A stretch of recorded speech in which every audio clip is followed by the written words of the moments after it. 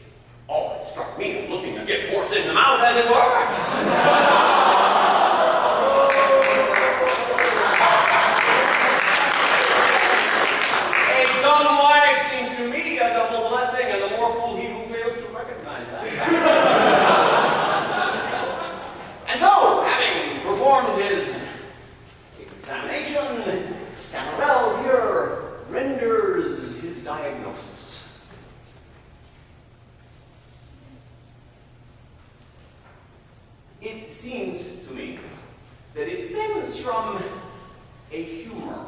And from experience, we may presume her debilitation comes from out the gall, a state which comes from humors which we call unhealthy.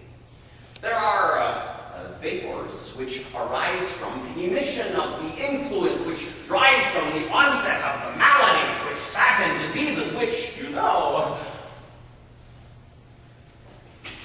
Do you know Latin? No, not a word.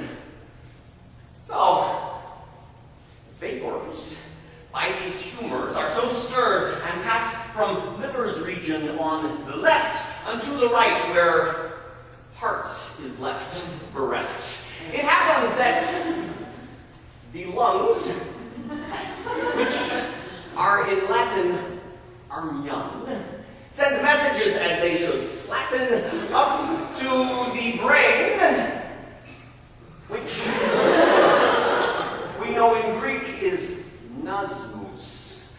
And these messages will speak by virtue of an artery, in Hebrew, bil, and this eventually will see to the vapors filling ventricles waylaid amid a portion of the shoulder blade. And as these vapors,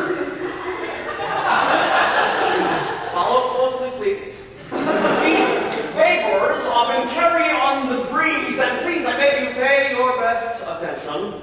This breeze blows a most malign intention, which comes from, please now follow this most close. It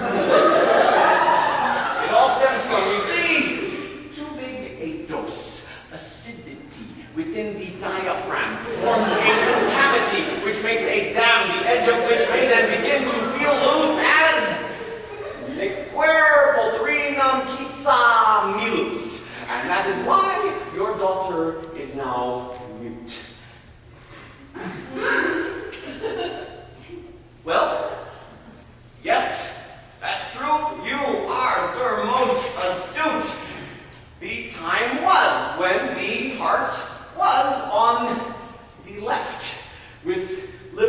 gentleman right. You are most deft.